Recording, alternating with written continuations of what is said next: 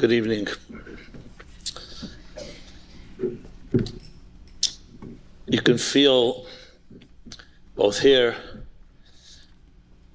and communities everywhere, Jewish communities, something in the air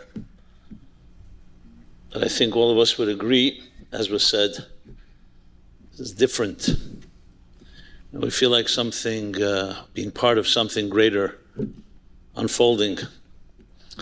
Yes, it's come with tremendous grief and continued grief as we pray for the hostages, for the shattered families, over 1,400 men, women, and children that were massacred brutally on Shmini Atzeret Simchas Torah, what is now known as October 7th. But the story is not over. There's something happening here. I see it first in my own interactions and my experiences. There's no question in my lifetime, even though I was already a teenager during the Yom Kippur War, I was a child during the Six-Day War, 1967, that this is definitely a definitive moment in our lives, and I would say in history. And I would even add, not just for the Jewish people, but for the world in general. You see, besides obviously what can I call it, the savage and inhumane, those that taking the side of the brutal murderers, but in America and the world all over, you see many of our friends rising. Everyone is shaken up when they hear about what has happened. As the rabbi mentioned, we were living in a comfort zone. Our security blankets. Comfort zones are beautiful. They're a great blessing. But they also create a sense of complacency, apathy. As the guy that said to his friend, what's worse, apathy or ignorance? And he said, I don't know, and I don't care. So apathy is that kiss of indifference. To use, if I may quote Warren Buffett, that you don't know who's been swimming naked until the tide is out. So, yes, the tide is out. And now suddenly, those things that we always saw as being part of either movies or distant past or biblical, the battle between good and evil, a stark contrast, where we have to make a decision. What do you stand for? So in a way, our blessing also creates that sense of lull and a reverie, and that's all a wake-up call. Now, it's sad that it has to come through such events, but that's maybe the absurdity and the bizarre nature of human beings, that there's something that loss and tragedy and trauma does that nothing else, in a way, wakes us up that way. Why that's the case that we have to take on up with Almighty God. But I want to say this, and I think it's a sentiment that we all either have words for, or maybe we don't have the exact words. We are here as a people for close to 4,000 years, the only nation that still stands after all the great empires, many of them who persecuted us, have long fallen. When President Nixon went to China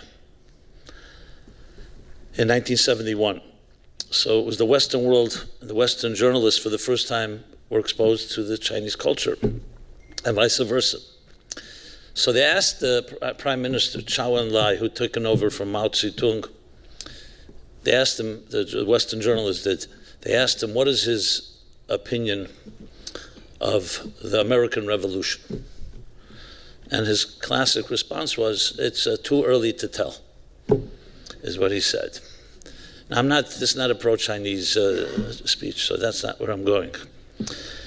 I hear from people who've done business with Chinese that they don't respect anyone except Jews. I didn't say love, respect, because we're the only ones here longer than they. So they're here 2,000 years. We're here close to 4,000 years. That's not a small thing. I know we hear about it in Hebrew school and we're taught in different sermons, But this comes now to the surface in a time like this, that we had a great-grandfather, his name was Abraham, not Lincoln, Abraham, the patriarch in the Bible, who single-handedly pioneered morality, ethics, justice, charity. Every value that the modern world cherishes was pioneered by our great-grandfather Abraham. So no one has to preach to us morality. We brought morality to the world. We're not perfect, but we brought civilization to the world. So I can stand here and say to you, I've never been prouder to be a Jew than today. Why it has to take the enemies to elicit that, I don't know. Some people say the Jewish people are like a tea bag. You don't know how strong they are until you put them into hot water. You know? A little humor in these serious times doesn't hurt, right? Yes, that's exactly the case. And this is not a bumper sticker or a cliche. Open up the Bible, the book of Exodus, right when we have the first institutionalized discrimination of the Egyptians enslaving the Jewish people. So it says, this verse, it says, as they were oppressed and afflicted, in direct proportion to their pain, they thrived and they flourished. That's our story. Every therapist, everyone going to therapy can learn, if you want to know how you deal with trauma, how you deal with suffering, with pain, just look at the Jewish people. We're a living example. But again, when things are going well, we don't really pay attention. So this is a time in history that we need to rise to the occasion and show what a Jew is. When I say a Jew, I don't mean a Jew versus a Gentile. I mean a Jew as a living example for the entire world. Because yes, even though it's only 250 years ago, but this United States of America, the most powerful empire in history, was built on, as Michael Novak writes in his classic book on Two Wings, that the founding fathers built this republic on, this is what he calls it, on Torah metaphysics. Torah doesn't even use Bible. Because they understood something when they read the Bible and they read the Torah, that they realized that if you put into the Declaration of Independence the biblical notion, which is maybe the single most important statement in all of history, that what they wrote was all men are created equal. We'll call it all people are created equal, are created in the divine image. To use the words of the Declaration of Independence, endowed by the Creator with inalienable rights, that's the foundation of a true, just society. They understood that, even though they were deists and there's a separation of church and state, but they put the word creator twice in the Declaration of Independence because they knew.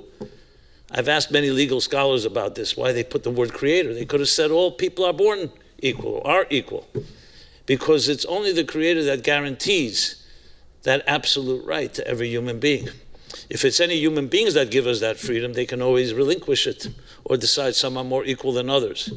So again, this is what the Jewish people brought to the world starting from Abraham 3,800 years ago. And I think it's critical that all of us know this. So this awakening that we all feel, this spark, the nerve that is touched, is a historical nerve that goes back millennia. That after the Egyptian Empire, and then no particular order, the Assyrian Empire, and the Babylonian Empire, and the Persian Empire, and the Greek Empire, and then the Roman Empire, and the Ottoman Empire, and the Spanish Empire, and everything in between, over and under, everything they did, with all their power and their armies, there's not one remnant of someone that says, my grandfather was Alexander the Great, or Julius Caesar, or Pharaoh in Egypt.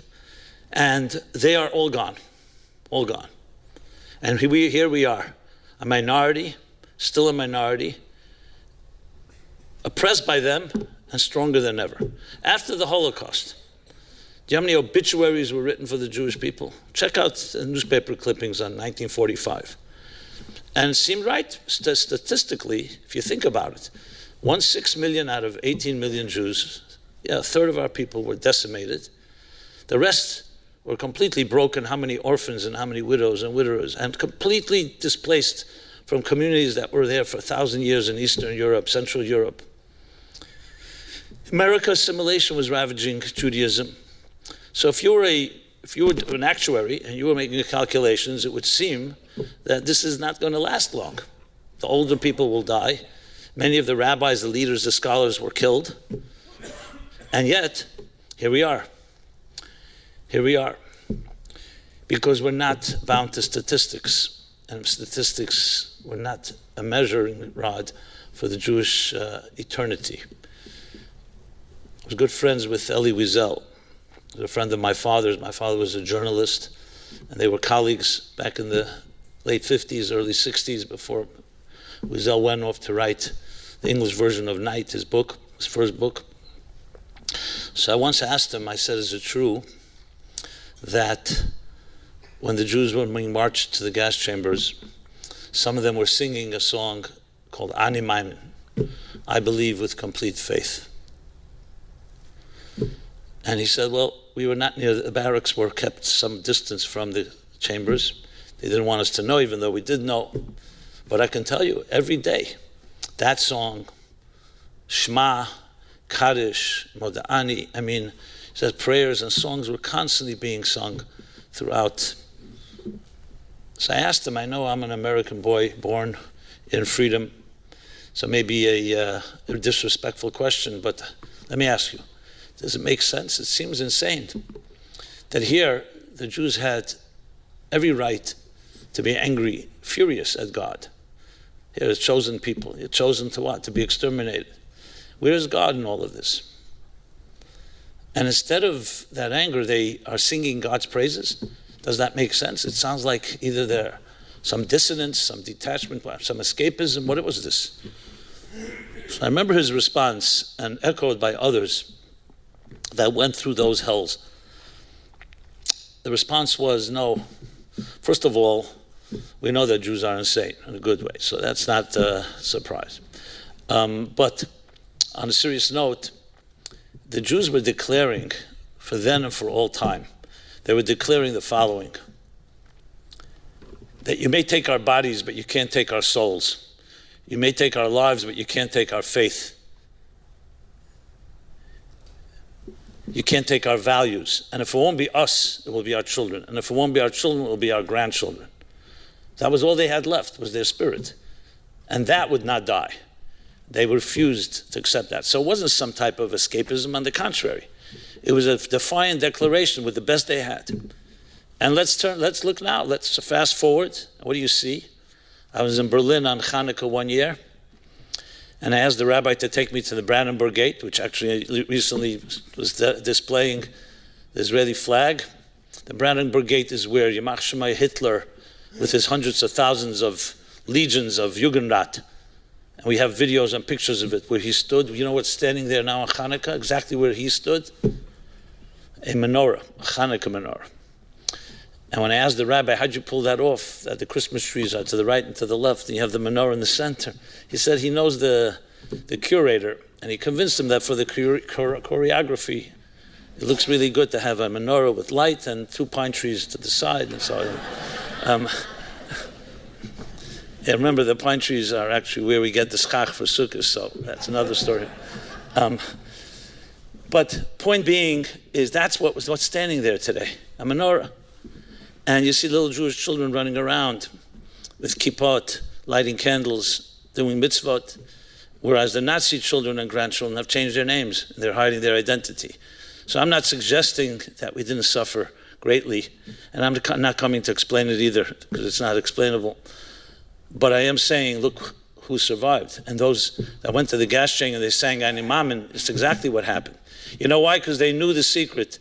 They knew the secret that when Abraham walked the land of Israel, we just read about it in the Torah a few weeks ago, and God says to him, this land that you see right now, I give to you and to your children and to your descendants. And Abraham turns to God and says, what descendants? I don't even have a child. So God says, you'll have a child, and that child will have a child, and one day your children will be all over the world like the stars in heaven. And he took him outside and pointed to the stars. He said, you see these stars? That's my promise to you.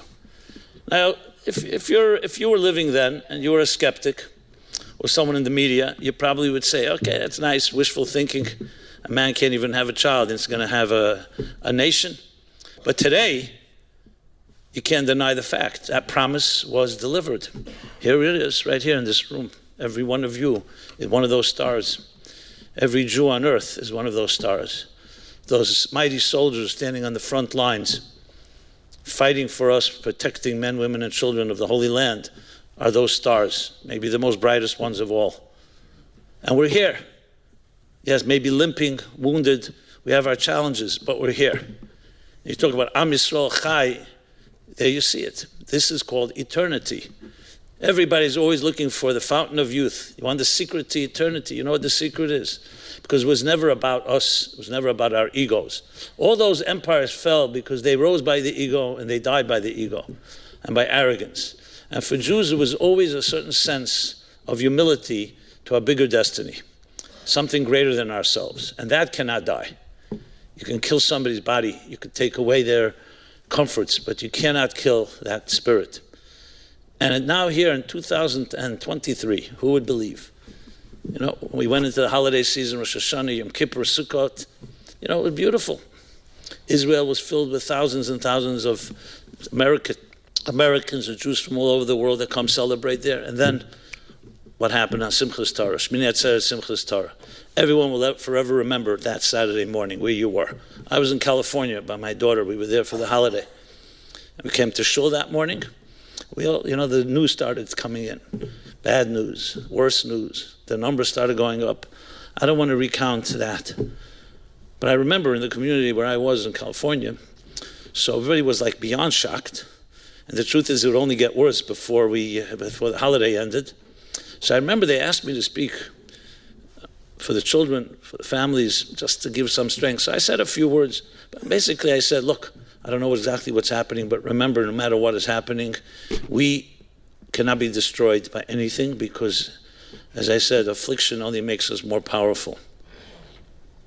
We all remember that.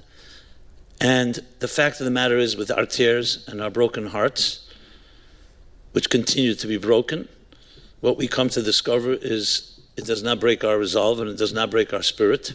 And on the contrary, the secret is we're able to look at the enemy in its eyes, into the dark abyss, and know that we can do everything. We will do everything possible to eradicate that evil, but even more importantly, we'll only become stronger as a result. And what day did Hamas choose to attack the Jews? It was Shmini Atzeret Simchas Torah. You know, they thought it was a day we're vulnerable, the holiday. The guard is down, you know, people are traveling with family. Just like 50 years earlier, Yom Kippur was also a holy day, and they chose that day to attack us, surprise attack. But they didn't know another thing, thank God. Same thing with Haman. We all know the story of Purim, Haman. Haman threw lots, that's why it's called Purim. Purim in Persian means lots. He threw lots, he was choosing the day of genocide. When will he be able to kill all the men, women, and children, God forbid? And it fell out in the month of the Hebrew month of Adar. And he was elated. Why? Because that's the month when Moses, the great Moses, our great leader, passed away. So he thought, perfect. It's a bad omen for the Jews this month. Little did he know, the Talmud tells us, that it's also the month and the day when Moses was born. So he only knew half of the story. Simchas Torah, I'm sure you know this, but if not, it's good to point out. Simchas Torah is actually, why is it such a great joy? Why of all days in the year, suddenly Simchas Torah, this exuberant explosion of unbridled joy and dance with the Torah? Why Simchas Torah? I mean, we have a holiday for the giving of the Torah. It's called Shavuot. 50 days after Passover, on Shavuot, we celebrate the story of Sinai. Because after the Jewish people received the Torah on Shavuot, they built a golden calf. And that's the story when Moses comes down and sees that they they basically betrayed God. The Sinai was a marriage, and here they defied and they basically betrayed God. And God did not want to give forgiveness. He did not want to forgive them. So we told that Moses went back on the mountain. First he broke the tablets. Let's start with that. He broke the tablets, not because he was angry and out of control. It was very deliberate. He basically was tearing up the marriage contract so he can go back to God and, like a good attorney, say, you know what, they heard don't have other gods, but they never signed the contract. They never received it. That's exactly what he did. And he marched back up on the mountain, And for 80 days, persistently would not give up until he gained forgiveness. And on Yom Kippur is the holiest day of the year, not just some random day, because that's the 80 days later when Moses was granted forgiveness. He would not take no for an answer. It's when one man stood up to God and ultimately prevailed over God to forgive the people, that there's hope. Because he was saying to God, I understand they made a grave mistake, but you need to give me hope.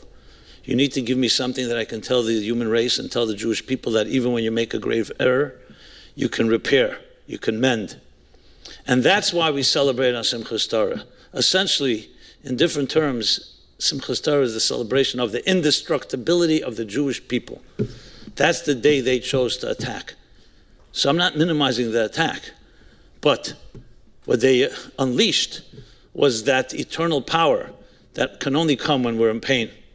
Unleash that eternity that you're seeing right now, shining and glowing in every one of our hearts and souls. What do we do with our fury? What do we do with our anger? What do we do with our pain? So everybody has the ways they deal with their traumas.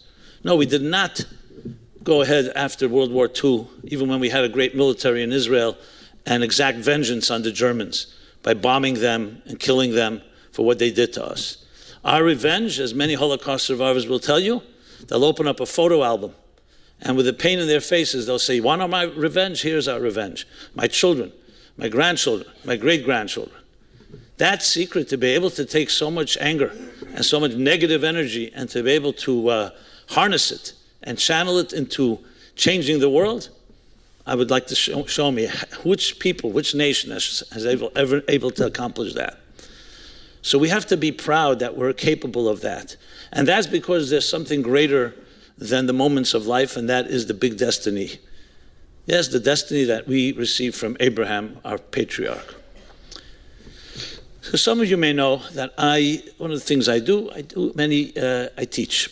I write, I speak. Today, with the blessings of technology, you can reach many, many people with hate, unfortunately, but also with love.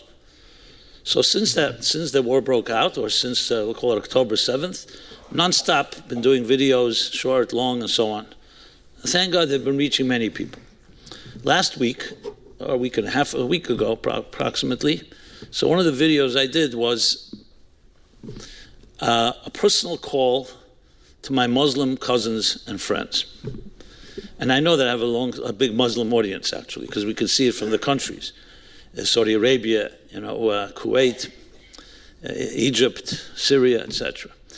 And I basically, in one line, my question to them was, what would your great-grandfather Abraham say to you now? Ask yourself a question. What would your great-great Abraham? Now, I did it because I felt, I know what Abraham says, and I wanted to put it out there. I wasn't being cute. I just wanted to make the statement for the record. And you cannot believe what happened. I suddenly get such a response. Yes, some hate mail, as always, but much more the other side. I get a call one day. It was Friday, I remember. I look at my phone, and on the phone it says, on the caller ID, Muhammad. I knew it wasn't the prophet, but so first I thought maybe it's a prank. I don't know. I picked it up. And yes, the guy tells me, very calmly, he's a fan of mine. He's been listening to my videos for a long time. And his parents were born in Hebron before 1948. He's a Palestinian, as he called himself. But since October 7th, this is the reason he's calling, he feels there's a militant tone in my voice. I said, okay, so you found the culprit. I'm the cause of the problems, right? Is that what you're coming to tell me? He says, but yeah, you're inciting people to a religious war. Anyway, we had this, I felt that I'm not going to change his mind or anything, but I felt I have a live specimen, so maybe I can just see what is it like and how many people are like that, like him. Now, he was extremely cordial. He was respectful. He kept thanking me, that taking the call and so on. But that made it even more chilling, because he didn't use any negative language. And basically, I don't want to even share his narrative, complete opposite narrative. And I finally said to him, look, I don't know why you called me, because clearly you're convinced, is it possible? You seem like he lives in South Florida, just for the record. Yeah, I asked him which shul he goes to, but he told me he cut off from all the Jewish friends. They're too angry, he tells me. That's the story. But the story is the exact opposite of our story. It's unbelievable. So I said to him, is it possible that you've been brainwashed, like from a young child? Maybe they just told you a story that's not true. Because I don't know where you come from. Yes, it's possible. I mean, to his credit, he didn't tell me maybe you were brainwashed. Because he did. He was speaking to me with a certain deference. I mean, that was what was so odd about it. And he's been trying to call me since. I don't take his calls anymore. My point is, I had exposure to someone who, like Hannah Arendt wrote, like a banality of it. It was like he just has a whole different story. I asked him, how many are there like you? You know? And he's actually, he doesn't call himself religious. He's agnostic, but he's Muslim culturally. That's that side of it. Then another guy contacted our office. He's born in Bangladesh. He's a Muslim. And he lives in London. And he's actually extremely pro-Israel. And actually, I did a podcast with him last week. So if you check it out on YouTube, you'll see it. The reason I'm mentioning this is because usually, these are not the stories you're hearing in the media so much. I feel that I'm not naive. I'm not trying to change people's minds, especially haters. But there's a big world out there. And I firmly believe this. We have to do everything possible to eradicate every one of these murderers and not leave the possibility for them to do this again. I think we all agree on that, no matter how liberal we may be. Because once it's proven to be a Nazi is a Nazi. And they will come after, and any one of us was there, we would have been a target. That's not even a question. They weren't choosing exactly, based on any particular Jewish demographic. So that's a given. But many people, I hear this question from many, especially young, but also generally Jews are asking, so is that our victory, to destroy our enemies? I mean, and rightfully so. Not only is it questioning that, but is that what we stand for? Are we like anti-Semites? Is that our vision? And that disturbs me because that's not our vision. That's a necessity that was forced upon us, that we have to do whatever it takes to protect ourselves. That's not our vision. Our vision is actually Abraham's vision, to bring love into this world, to bring God into this world, to bring a higher sense of values and transcendence into this world. That's our battle. So I'm thinking to myself that, as I said, we can't justify, and I'm not going to in any way try to explain what happened, but after the fact, is this not a wake-up call of us standing up? What do we stand for? And I have no doubt that we are the children of Abraham, and we have to have a war now. We have to unleash a battle that is more passionate and more powerful, committed to love, than they are passionate about evil and darkness. That's what a Jew stands for. And I have no doubt that the entire world is watching, every one of us. And they're looking for that, because in some way, even subconsciously, even anti-Semitism itself, which nobody can really understand the rationality of it. Why do you just hate a Jew? For what reason? What they do to you? That perhaps in some way it's a materialistic world, hostile to that transcendent message. What do you think happened when Abraham began to teach the morality and ethics of his time? He was shunned because it was a pagan world. The leaders of the world were interested in power and control. It was a world of survival of the fittest. Dog eats dog, and whoever's more powerful is more powerful. As I said before, it's only 250 years ago where we have the first institutionalized democracy, where freedom, where individual rights are valued. What was the world like before 250 years ago? Who ruled? Monarchs, the church, despots, totalitarians, fascists. Some were benevolent, and most weren't, but we were at their mercy. Abraham fought, and it took thousands of years for the world to begin to embrace these values. So maybe we've lost somewhat the moral compass. I say we, I don't mean myself or us necessarily, but look at the universities, so-called the bastions of what's supposed to be academia, the brightest and the greatest. How'd they lose their moral compass? It's because when you have a godless system, that's what it is. They say Bertrand Russell once did something unethical. And the Board of Ethics in the Cambridge called him in and said to him, Professor Russell or Dr. Russell, you teach ethics. How could you behave so unethically? So he said, look, I also teach mathematics, and I'm not a triangle, you know? Okay, obviously nobody's perfect, but contrast that with a beautiful teaching from Maimonides. The Rambam writes, you want to know who's a wise person? You want to know who is a brilliant person? You don't look at their intelligence. You don't look at their books and the papers they wrote. You don't look how well they argue and how well they can deliver proofs for any logical argument. You know what you look at? How they behave. You look at how they walk and how they talk and how they eat and how they drink and how they sleep and how they deal with other people. That's the true sign of wisdom. You see, what Russell was saying, yes, we understand we're not perfect, but he was actually like almost proud of it, that you don't have to be, what you teach is not who you are, and who you are is not what you teach. Obviously, none of us, no teacher on earth is a perfect human being, but that's not something we're proud of. The standard is one that we're aspiring to. Because in Judaism, you see, ethics and morality goes hand in hand, not just because it makes sense. It's because we answer to something greater than ourselves. We're accountable. The thing that many people just don't like. And much of the Enlightenment, as much as they were enlightened, Voltaire and the others, they were also rabid anti-Semites. Explain that. Such open-minded people. Because when you don't have an accountability to something greater than yourself, then you become God. It's called self-worship. Now, usually it's pretty innocuous and it doesn't seem dangerous, but then suddenly things like this happen, you see what happens. Now, I'll say the good news is, I think the majority of Americans, the majority of the world, have been affected by Abraham and do value, and that's why you have this pro-Israel sentiment. I know some people feel it's a window of sympathy, and that window may close soon, and maybe it's closed already. Possibly. But the fact of the matter is, we do have institutionalized governments like this country.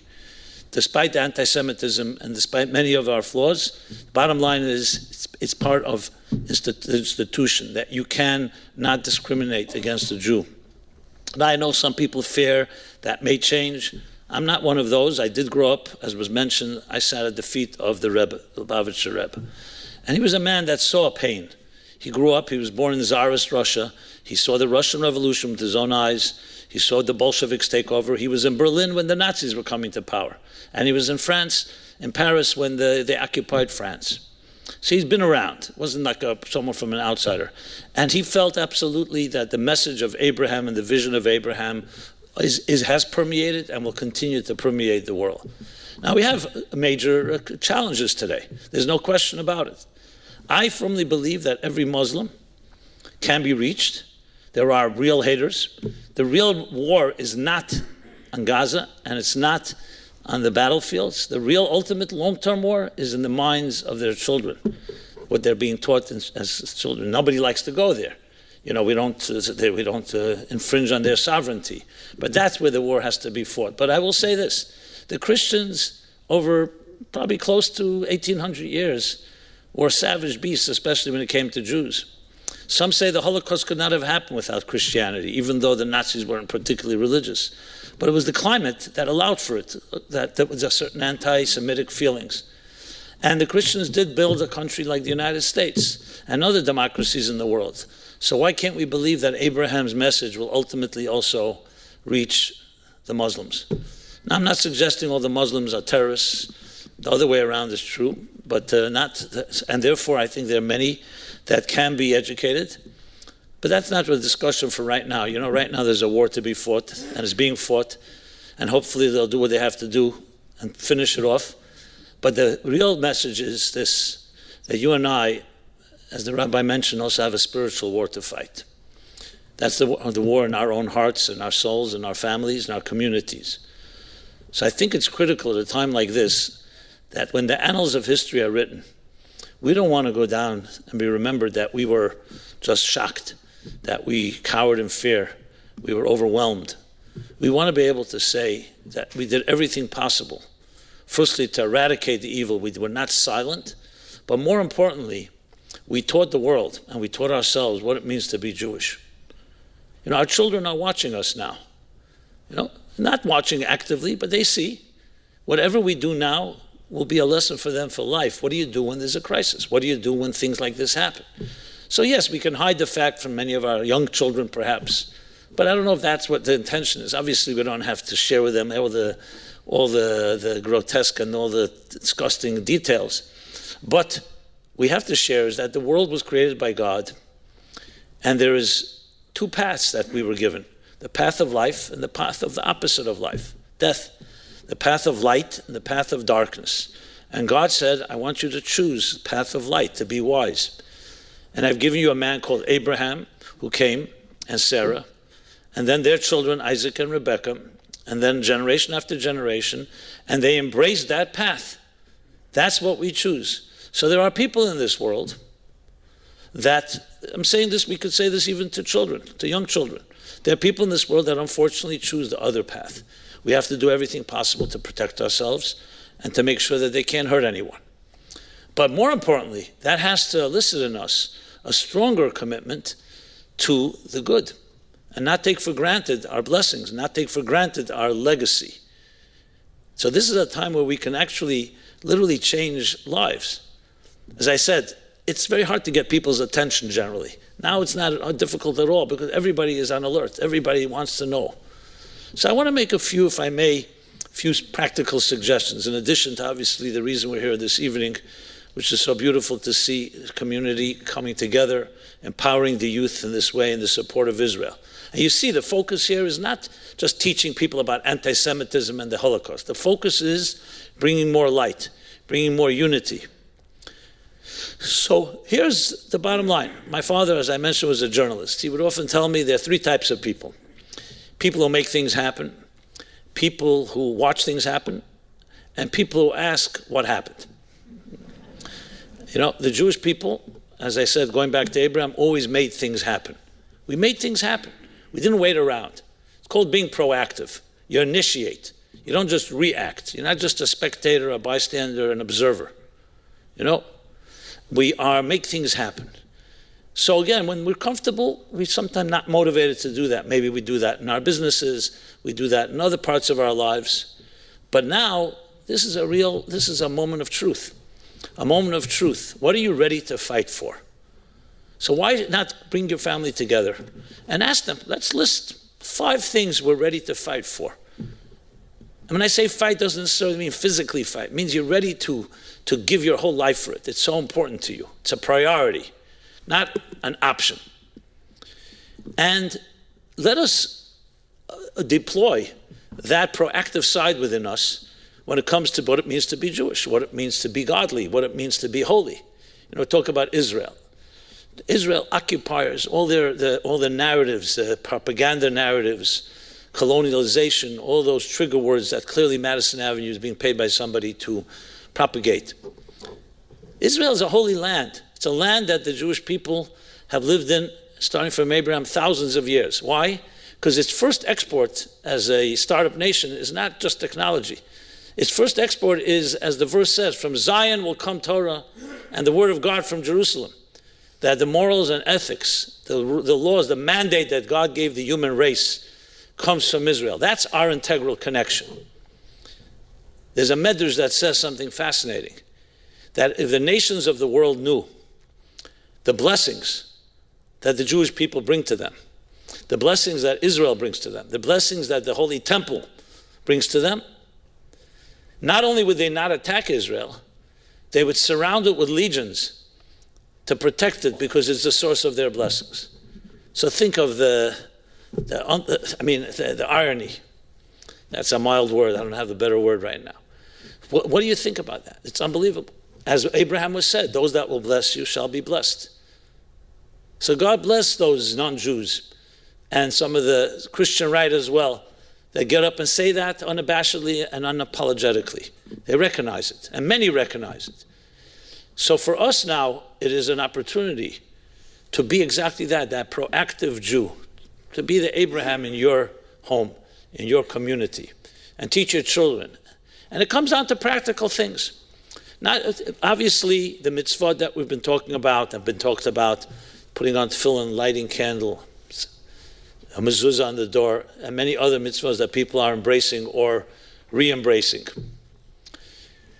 Unity, of course. We've seen a lot of disunity and divisiveness. Unity, unprecedented. I mean, it makes you cry when you see the rally yesterday. You see the unity in Israel. I mean, it's just like they say in Hebrew, Mika Amchi Yisrael Goy Echad Ba'aretz. Who is like a nation, like this one singular nation? Even Haman, our enemy, recognized Yeshna Am Echad. It's one unique nation. What bothered him was that they don't bow to me, but it's one unique nation that has their own path. They don't want to conform to the paths of the material paths of the pagan world. So to teach our children and teach ourselves how to be proactive, it comes down to not just doing it ourselves, but maybe each of us should take upon ourselves a resolution. We all have our sphere of influence. Maybe reach out this week to 5 people. I'm saying 5 because it's manageable. By a phone call, or perhaps by a text, social media. I mean, there's so many ways. And share something. Share a kind word. Encourage them to come to synagogue and say a prayer. And people are receptive today. Absolutely receptive. Imagine each of us reached 5, and each of those 5 reached 5. That's called, how many degrees of separation are there? 5 degrees of separation, or whatever the number is. It's called what they call the butterfly effect, the ripple effect. That's called proactive. How do you think Abraham ultimately prevailed? 1 man and 1 woman, and now we have the stars all over in the heavens, all over the earth. It's because they were persistent and they were proactive. They didn't wait for someone else to do it. They did it. That's what we need to be, Abrahams today and Sarah's. What better lesson to teach our children? Maybe a suggestion. I'm just throwing out maybes because I'm sure everybody can come up with ideas. Maybe host something this week or next in your house. Invite some friends. Nice evening, refreshments. Let's study something together. Let's give some tzedakah, charity, say a prayer. And then maybe rotate. The next week someone else in the community does it. I'm talking in addition to all the things that are being happening on the organizational level. I'm talking about from a grassroots point of view. Because I honestly really feel, and this is heart to heart I share with you, these events today, the only way we could ultimately redeem them is that we use these events, these tragic events, and the war and all that, to create an unprecedented revolution of goodness and kindness that's more powerful than all the pain and all the darkness that we're seeing. So when history is written and look back in 2023, we'll say, yes, there was a war and there were things that catalyzed, but you know what it ended up? It ended up the Jewish people creating a spiritual revolution on the same level of the biblical Abraham that changed the entire world. And I'll add, that's not just for Jews, the non-Jewish world. I happen to reach many non-Jews because of the videos, and my message is more universal. So obviously there are parochial messages, Jews to Jews, especially when it comes to Jewish mitzvahs and so on. But at the end of the day, as I said, Abraham was called the father of all nations. Father of all nations. What he taught was a universal code for all. There are 8 billion people on this planet. 8 billion people on this planet. Everyone was chosen by God to be here. And was created in the divine image. Whether everyone lives up to that divine image is another story, but that's what's expected. So why shouldn't we, as children of Abraham, say to everyone, remind them that this grandfather of all of us taught us something. Now is the time when you see such heinous crimes, when you see such a confusion and distortions of what is right and what is wrong, what better time than to pronounce once and for all what is right and what is wrong, what is good and what is evil. But most importantly, the point here is not the war only against evil. The point is the war for good is stronger than the war against evil. Because, as we're told, a little light dispels darkness automatically. When it comes to fire and water, enough fire can evaporate large bodies of water. Enough water can extinguish great fires. When it comes to darkness and light, try it out. Little experiment.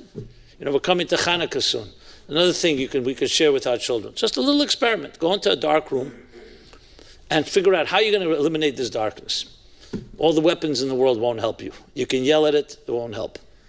Even though maybe there are some people who know how to yell, but you know what works? Light a little flame. No battle. There's no battle. The little flame will dispel the darkness in that area. Obviously, if it's a bigger room, you need more light. So light is automatic. It's natural. God made it that way to teach a lesson that ultimately darkness is really the absence of light. It's no match for the two. And that's another thing that the Jews always knew. that our battle for good is ultimately going to vanquish evil because they're not a match. Again, this does not mean that we ignore the evil, and it does not mean we don't fight it, but it's not where it ends. The story does not end there. So my dear friends, come here, and I sit here, stand here before you. We're all in this together, and not alone. The Jews of the world have mobilized in the most beautiful ways. Everyone's looking to do something. And really, the list goes on. I just made a few suggestions, and I'm sure you can come up with. My point is not these suggestions necessarily, but anything that works. Because this is a time in history. There's no question in my mind. This is a historical time. A time that will go down, and we'll be asked, what exactly did we do? Now, I'm not suggesting we haven't done. We've done plenty. But there's so much more that can be done. And that's where ultimately our real vengeance and revenge will come. When we will demonstrate that the light that Abraham began shining, and then his children, the stars all over the world, ultimately did prevail. And we will prevail. Because the fact of the matter is, if you were a betting man, who would you bet on more than the Jewish people? Nobody else made it till here. As I said, 3,800 years. I love saying it, because there's no one else can say that. That's our trade secret, if you wish. That's our brand. And I'm saying it not, God forbid, arrogantly, or say it proudly, because we have something that works. In business, they advertise, they say, brewing beer since 1868, or the family business 70 years, whatever. The business has probably changed hands many times, but people like, family business, there's loyalty, you feel the trial and error. We've been doing this for 3,800 years. We're far from perfect, but we're here. And there's something to appreciate, especially today. And for those that have a little fear, and I'm sure it's natural, we're not invalidating some of the apprehension we have, what's going to be. We see it's a difficult battle.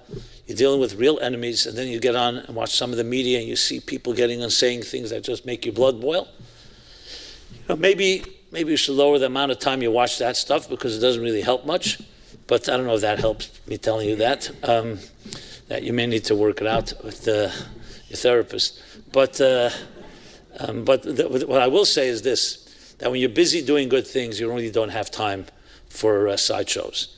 So if you commit yourself to something, you say, today I'm going to do something really that's going to bring a lot of light to my life, to my family, to my community, guarantee you'll have less time to aggravate over some of this stuff. And yes, we do have to educate ourselves as well. We need to have an answer when someone says to you, why the Jewish people living in a country where nobody wants them, meaning nobody around them, all their neighbors want them gone. Why can't they just move somewhere else? We need to have a quick answer, and the answer is very straightforward. God gave us this piece of land in order to bring holiness to this world. A holy land, a promised land. There's nothing wrong with quoting the Bible. It's very popular today. The Bible, at the end of the day, is the best-selling book in all of history. The New York Times will not tell you that. On their bestseller list, it sells more books a week than all those books combined. Check it out. So that just tells you a little more of the distortions out there. They don't. At least they should have a disclaimer that, by the way, the Jewish Bible is the best-selling book in the whole of history. Okay, but that's just a little aside. But to conclude, let me say this. This is a time in history, and I feel, based on what I was taught, as I said, the Rebbe, a great, great visionary, passed away 30 years ago, but his message reverberates within me, resonates, because he was a true Moses in his time, a real leader. He saw things.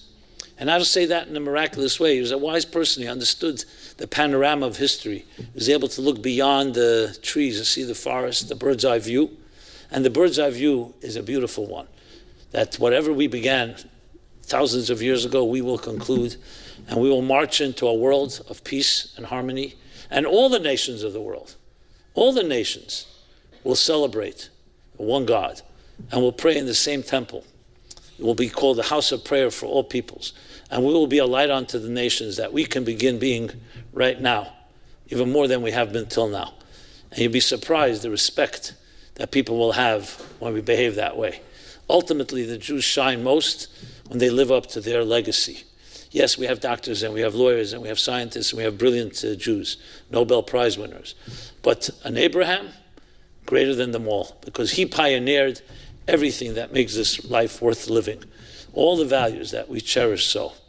And we're proud to say that's our grandfather. in an unbroken chain, each one of us.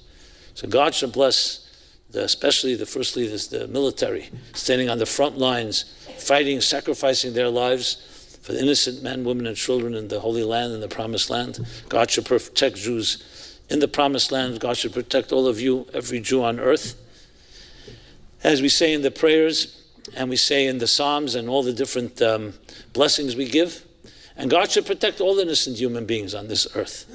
And we should ultimately eradicate all the evil in the most painless possible way. The hostages should be released unscathed. And may we all say amen.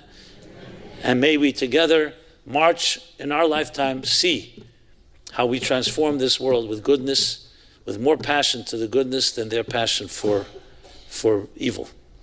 And then we will usher in personal and global redemption, personal and global peace forever and ever. Thank you so much.